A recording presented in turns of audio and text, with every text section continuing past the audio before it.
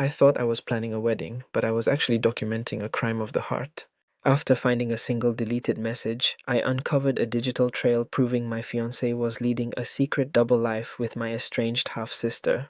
They didn't just cheat, they weaponized my darkest childhood traumas against me. We live in an era where we trust the people we love with our lives, but we rarely trust them with our passcodes. And maybe that's the first red flag we all ignore. We think we know the person sleeping next to us. We think we know the hands that hold ours, the voice that whispers, "I love you" before the lights go out. But the truth is, in the digital age, we only ever know the version of a person they choose to upload. My fiancé David was perfect. If you looked up the definition of a supportive partner in a dictionary, his picture would have been there. He was the guy who remembered how I liked my coffee, iced, even in the dead of winter, with just a splash of oat milk. He was the guy who held my hand through the worst panic attacks, the ones triggered by the mere mention of my family. He knew the geography of my scars better than anyone else on earth. Or so I thought. Let's talk about my half-sister Maya. Maya and I shared a father, a roof for a few turbulent years of childhood, and a lifetime of resentment. She was older, sharper, and possessed a cruelty that was as quiet as it was devastating. When our father walked out on my mother and me, Maya stayed with him. She inherited his house, his approval, and his knack for psychological warfare. I hadn't spoken to her in 7 years. 7 years of hard-won peace. 7 years of therapy to unpack the things she and my father did to make me feel small, crazy, and utterly unlovable. David knew all of this. He sat on the living room floor with me while I cried about the birthdays they forgot, the graduations they skipped, and the vicious emails Maya would send out of nowhere just to remind me that I was the mistake family. David would hold me tight, press his lips to the top of my head, and whisper, "They can't hurt you anymore. You're building a new family with me." We were 3 months away from our wedding day. The catering was locked in. The dress was hanging in the back of my closet, shrouded in protective linen. The invitations had been mailed, their elegant calligraphy promising a lifetime of unity and joy. Every corner of our apartment was cluttered with a physical manifestation of our future. Sample centerpieces, color swatches of sage green and dusty rose, a stack of RSVPs growing higher on the kitchen island. It was the picture-perfect life. A domestic sanctuary built on the ruins of my past. I felt safe, and that, looking back, was my biggest mistake. Because when you feel completely safe, you stop looking for the cracks in the foundation. But the universe has a strange way of forcing your eyes open when you're desperate to keep them closed. It doesn't usually happen with a cinematic explosion. It happens with a glitch, a tiny, insignificant technological hiccup that unravels an entire tapestry of lies. On a random Tuesday evening, David was at the gym. The apartment was quiet, save for the hum of the refrigerator and the gentle patter of rain against the window pane. I was sitting on the couch, sipping chamomile tea, wrapping twine around 30 miniature honey jars that were meant to be wedding favors for our guests. Our shared home iPad was resting on the coffee table. It was an old device, mostly used for streaming recipes in the kitchen or watching movies in bed. It was synced to our shared cloud account, a convenience we set up so we could easily access wedding playlists and vendor contracts. Suddenly, the screen lit up. It wasn't a standard text. It wasn't an email from the venue. It was a synchronized cloud notification from an app I had never seen before. A sleek, minimalist icon that vanished as quickly as it appeared. But in that split second, a name flashed across the top of the glass.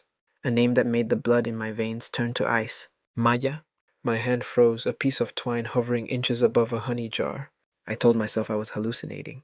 I told myself it was a spam notification or a ghost in the machine. Maya didn't have David's number. David didn't have Maya's number. They had met exactly twice, once at a brief, incredibly awkward dinner when David and I first started dating, and once by accident at a local coffee shop where David had been fiercely protective of me, shielding me from her cold stares. I picked up the iPad.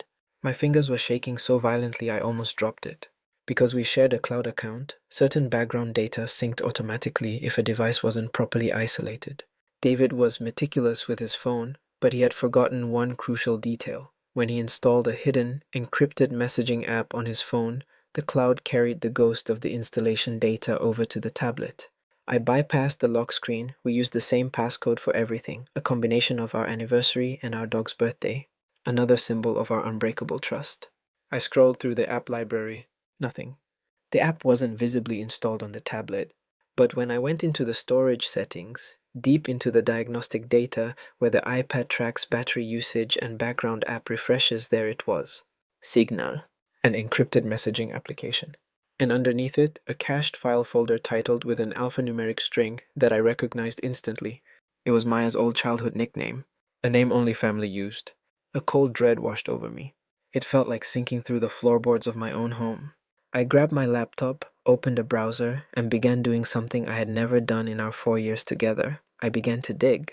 I didn't start with David's personal accounts. I started with the public digital landscape. I created a burner account on Instagram and looked up Maya's profile. It was public, a curated exhibition of her seemingly glamorous, unbothered life. I scrolled past the vacation photos, past the brunch aesthetic, looking for a link. Anything. And then I found it. In her following list, there was a private account with no profile picture. The handle was an anagram of a quote David used to say to me when we first met. I requested to follow it, using a fake persona of an aesthetic interior design bot. Within 10 minutes, the request was accepted. What I saw on that profile didn't just break my heart, it shattered my perception of reality. It was a locked social media account entirely dedicated to a life David was living when I wasn't looking. There were dozens of photos, and as I scrolled through them, a sick, hollow feeling bloomed in my chest. These weren't photos taken in hotel rooms or secret locations. These were photos taken inside our home. There was a photo of Maya sitting on our living room rug, drinking out of my favorite mug, the one David bought me for our first anniversary. The caption read, "Occupying her space feels better than owning my own." There was another photo, taken from the vantage point of our bedroom doorway, showing David sleeping soundly under the duvet I had picked out. The caption, "Stealing the peace she doesn't deserve." The dates of the photos lined up perfectly with my absences.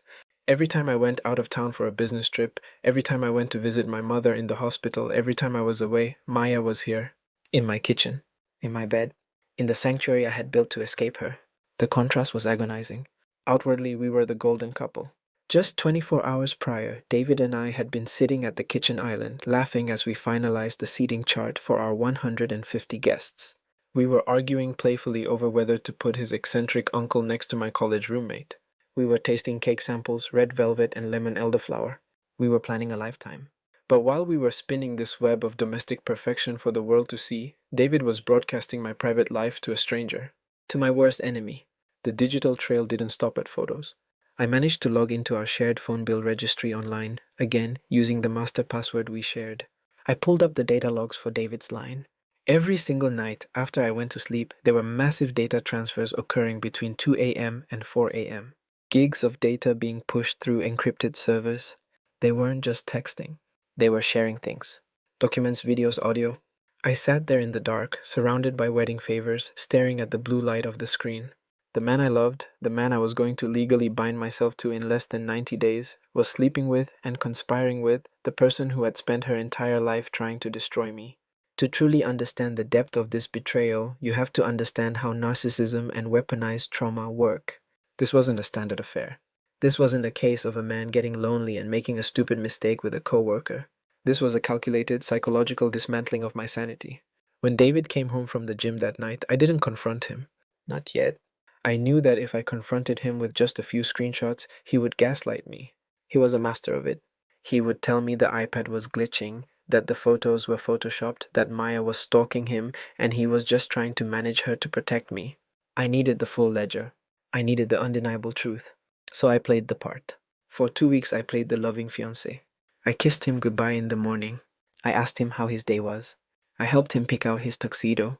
And every night when he fell asleep, I became a digital detective in my own home. I managed to install a keylogger on the shared home computer, knowing he occasionally used it to log into his personal cloud backup when his phone was charging. It took 4 days, but I finally got his master passcode for his personal unshared accounts. When I opened that digital vault, I entered a house of horrors. The messages between David and Maya went back 18 months. They started just 3 months after David and I got engaged. Maya had reached out to him under the guise of wanting to heal the family dynamic before the wedding. But the conversation quickly shifted. Maya didn't want peace, she wanted a trophy. She wanted to prove that anything I had, she could take. And David loved the ego stroke of being coveted by two sisters. He loved playing the savior to me and the dark secret lover to her. But the infidelity wasn't even the worst part. The worst part was what they talked about. They talked about my trauma.